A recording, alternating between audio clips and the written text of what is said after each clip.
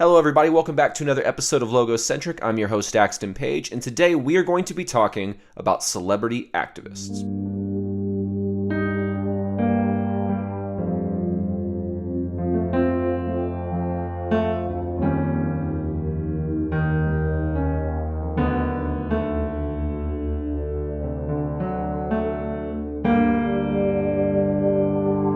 Okay, I want to open this episode up with a question. What do you feel initially when a favorite artist, musician, actor, any kind of celebrity like that makes their opinions known about a particular political subject? Now, some people go on the side of, that's great. I agree with the fact that you're supporting this cause, and I'm glad that you're bringing awareness by using your platform to a cause I care about. And then the other side of that is, I don't want to have politics in every aspect of my entertainment. I just want to enjoy my entertainment. So be quiet. Don't give me your opinion. Just do your job, right? And I see the validity of both of these sides, okay? Because one side is genuinely trying to bring attention to a cause they feel could better society, and using celebrities who have a big platform is a great way to get attention. Now, the other side of that is, what if you're, just espousing opinions that are contradictory and false, but you're a celebrity, so people take your word for it? Well, that's kind of frustrating, especially as someone who tries to seek the truth on an ongoing basis. And, I'm never completely right on a subject. I'm always trying to learn and grow from things. But however, I've picked up a few facts that I could at least point to say that, hey, this is objective reality. And when a celebrity comes out and flat out just falsely makes a claim and pretends with total confidence, right, because they're actors, right, that it's true, their audience will tend to trust them. Right? It's a sort of human cognitive bias that we do, that we tend to trust more beautiful people, right? Why do you think that there's beautiful news anchors, right? There's no ugly news anchors because we don't trust people who are ugly, right? I mean, it's kind of just one of those flaws in human cognition, right? But it's how it is, right? And so when beautiful actors and actresses are saying this about a cause and they're speaking passionately, it's almost like they're embodying a character, like actors do and actresses do. But if they're not speaking the truth, then that seems to be almost like wrong on so many levels, because now you're promoting false information under the guise of, well, a celebrity said it, so who cares, right? It's possibly right. Why would Aaron Paul lie to me? It's like, well, Shaquille O'Neal will probably tell you Gold Bond's the shit if he's getting paid $15,000 in a commercial to tell you that, whether he uses the product or not. Now, I don't know whether Shaquille uses Gold Bond or not. That's just an analogy. But, it holds true. So I can see the argument of, I don't want my, popular celebrities to speak out on public things because they may be severely misinformed and they may be misinforming me. But if I know better, I know they're misinforming the public. Right? And so you don't even want that to be a possibility, but you want people to be able to speak their minds. You want people to be able to speak freely and support the causes they want to support. Now, that's fine. I think both of these arguments, again, have a lot of validity. But here's the thing. I personally get frustrated when I see falsehoods being promoted. It just drives me crazy. It's like a grammar Nazi in a sense, but on a way more important scale, right?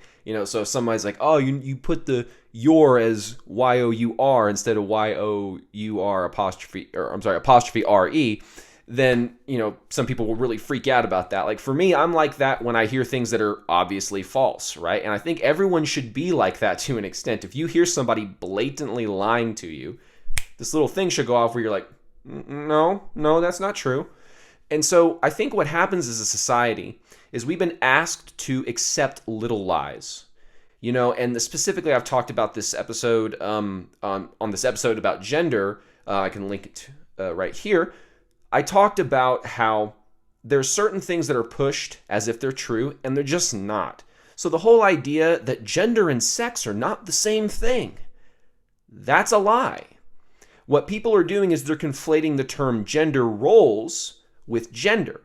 Gender and sex are synonymous. Gender roles is a completely unique concept. That refers to the embodied traits that typically happen between males and females, right? What their typical gender roles are. Now, yes, those gender roles are socially constructed to a large degree, but there's also biological elements to it, right? There's personality elements that kind of lean people towards a certain direction that they don't necessarily have control over because it's just how their personality is, right? Because that's something you're born with. I should say your personality can evolve over time, obviously. You're not just stuck with the same personality you had at birth.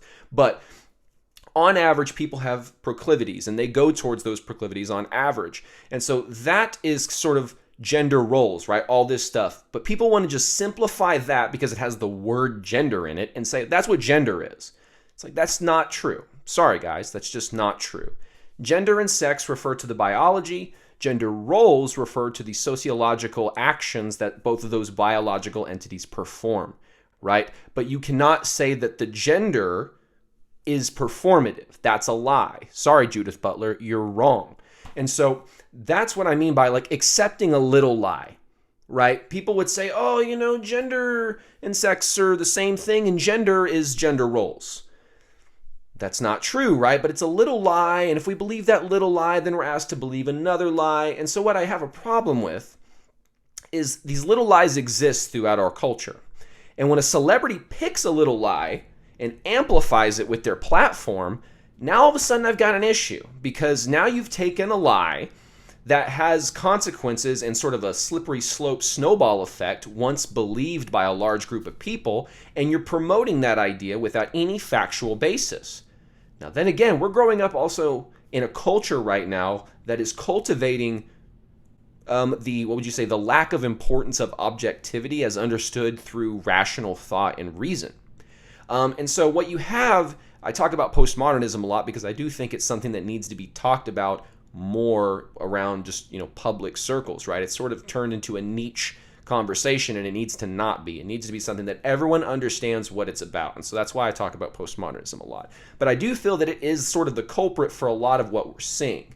Now, not to say that it was intentionally done by the founders of the philosophy, but the philosophy has put forth axioms, that have allowed people to use them as a front for whatever political, movement or ideology that they want to put forth, no matter how morally reprehensible. So, going back to this like celebrity black and white montage that has just came out, this video drove me absolutely insane when I saw it, because I was on the toilet and I had just woken up and I was like, let's see what's going on Twitter. And I saw that and I was, oh my God. When Julianne Moore said that black people were being slaughtered in the streets and in their homes, I was absolutely baffled, because if you look at the statistical data, that is absolutely not true. Now, I want to talk about something for a brief moment that was brought up by Coleman Hughes. And it's also something that's brought up in one of these books I have down here. Actually, it's this one right here. Thinking Fast and Slow by Daniel, I think it's Kahneman. Great book. And there's a chapter in here about something called accessibility, right? Our accessibility heuristic. Now, that heuristic has a sort of a fault to it. And so what that is let's say there's something that has a very low probability of happening. Let's say a 1 in a billion chance, right? I'm not super great with math, so just kind of go with me as this is like an analogy, not a literal example. So let's say you have the odds are 1 billion to 1 that a black person is going to get killed by a white cop using excessive force. Now, if you have a certain amount of people in a country, like 300 billion, something like that may have the statistical probability to happen, once a week, once every other week, or something like that. I don't know exactly the numbers. But basically what happens with social media is you're able to capture rarer events, and if your brain can pull to memory an event like that, it will conflate that as being a large-scale epidemic, as instead of just more of a localized, specialized instance, which it is because of the probabilities of those things happening and the systems in place to prevent those things happening. So essentially what social media does and what celebrities are doing by doing this is they're bringing to mind everybody, this happened recently, this happened recently, this happened recently. But it happened now, we're talking about George Floyd, this happened May 25th. So we're almost a month away from it. And how many black people have died in those days? More than one. but it's not really covered. It's not pushed out, right? But because we can bring this memory of an awful thing like what happened to George Floyd, we can bring that to memory recently. To our brains, it seems like it's more of a widespread thing, right? And so that's sort of a condensed, summarized version of accessibility heuristics, right? And so this sort of thing is manipulated against us all the time. It's being used against us. So what I'm getting at is what celebrities are doing by bringing up this constant idea. Black people are being killed. Here's the evidence. We have one video of George Floyd. Now, people would say, what about the Atlanta shooting?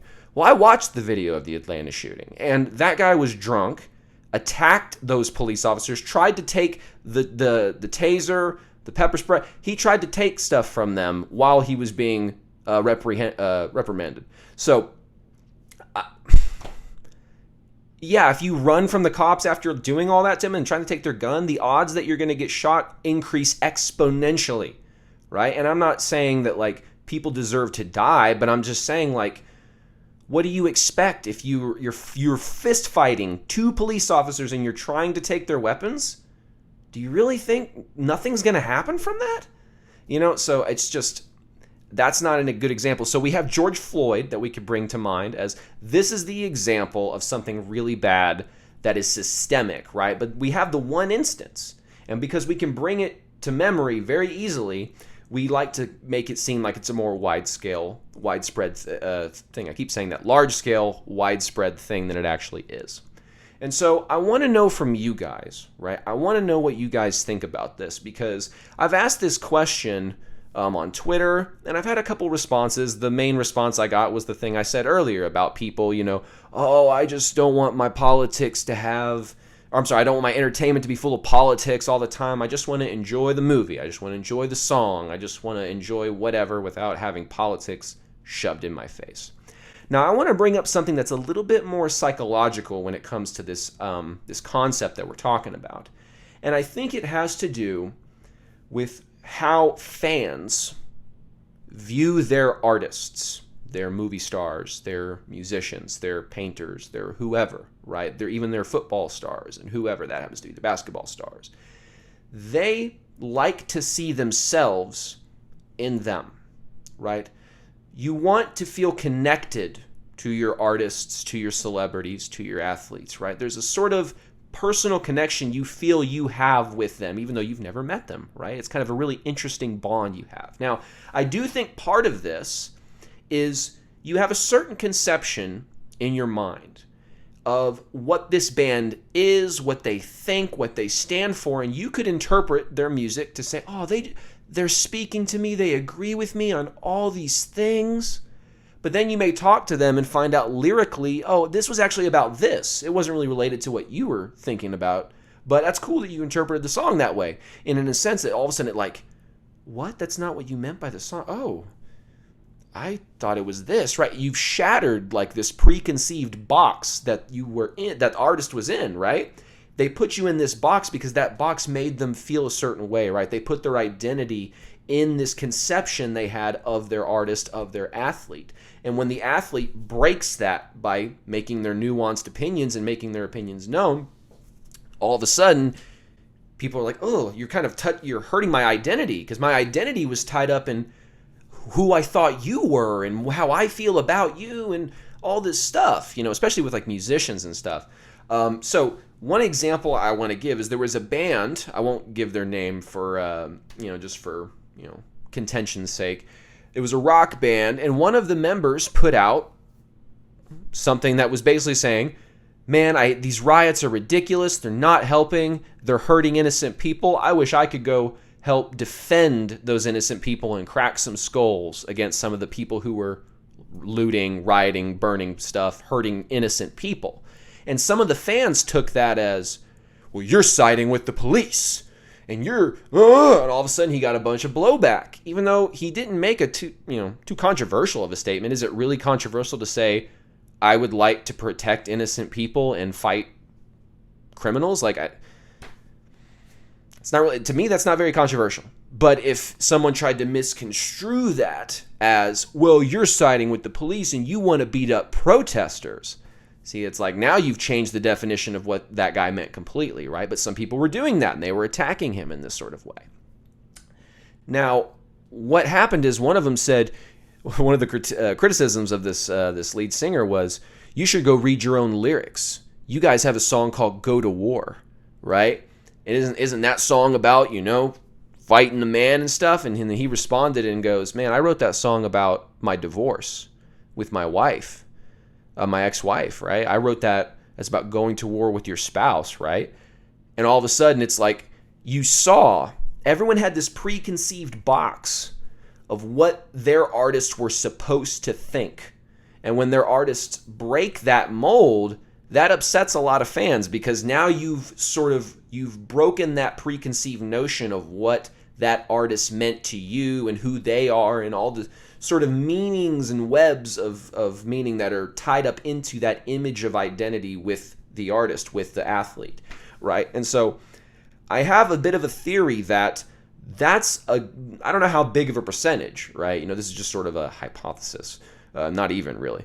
But it's just an idea that, it seems that people put a lot of their own personal identity into their artists and into their athletes. And when those people break those conceptions, people tend to act viscerally when that happens, because they feel like a part of their identity has just been assaulted and changed without them wanting it to happen. And maybe they don't agree with the change. Maybe I wanted the artist to mean this and they mean this instead, and I don't like that.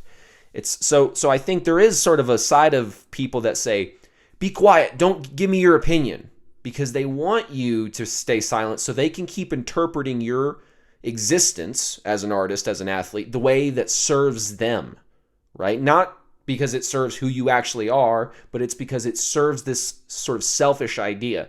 Now, this in essence is sort of postmodernism. This idea that there is no true meaning of something, it's all just interpretation. Right? And so as someone who is an artist and I create for a living, I don't like this idea. I do feel artists, celebrities, have a responsibility as well as a right. The right is to be creative. The responsibility is to not allow, or at least try, not necessarily not allow, but minimize the interpretations that could be negative about your work. Right? And again, this is sort of an impossible thing to do, because people can take even the most obviously construed idea and twist it up using deconstruction, right? Again, this is postmodernism. But the meaning that the artist had for the song exists. It's there, right? And so what people tend to do is they tend to take their own experiences and relate it to those lyrics and then come up with a meaning in relation to their own experiences, right? Now, sometimes I want to use an example. I want to use an example like Alice in Chains, okay? So this is like a 90s grunge band, for those of you who are not familiar with Alice in Chains. And they have a very dark sound to them. Very dark. They were like the most metal of the grunge bands that came out in the late 80s, early 90s. And so Lane Staley wrote a lot of lyrics about drugs, specifically heroin. I did a lot of research. I actually wrote an article. I haven't published it yet because I'm still fine-tuning some of the sources, but I did an article, what I call the Seattle curse of rock music. And not to go too much into that, but essentially what I wanted to argue was it seems as if there's a disconnect between sometimes what artists will say. So they'll say things like, these songs are not supposed to be glorifying drugs. They're just me expressing how I felt in the pits of that abuse. But what happened is, even after Lane Staley made a public statement saying that in an interview, what happened later? He was at a show and a fan walked by the merch table and went, which basically meant, hey, I'm high, I'm fucked up. And looking at Lane Staley like, see, I'm following what you do. And this was after he said basically, do as I say, not as I do. Turns out that's not really great advice. Ask Charlie Parker, the old jazz musician. He told his contemporaries and his peers, hey, it doesn't help. Don't do it. But because he was so good on the sax, people, they just said, oh, I want to be like Charlie. And they did it anyway. Right? So I do feel artists have a bit of a responsibility to do what they can while the art is being created to limit that effect. Now, again, this is kind of context dependent, right? There's certain scenarios where even if you're just as creative as you can be, there's not really going to be any harm done, even from a negative interpretation of that subject, right? So it's not always as serious as this. But I wanted to make a point because a lot of people are trying to write songs about serious things. And so what happens, to tie back in my article to what we're talking about now, is it seems like they're looking at the artists and they're interpreting it the way they want to interpret it so that they can justify how they're living and they don't want to have to change. But if the artist makes their points more detailed, more high resolution, well, that may change the perception that the fan has of the artist and may make the fan have to update their conceptual framework of not only how they view the artist, but because they view the artist differently, now maybe how they view the world differently, or they view themselves and their emotions, right? Because there's a lot of, like I said, a lot of identity that people put into their music, right? Especially people who are really, really into music.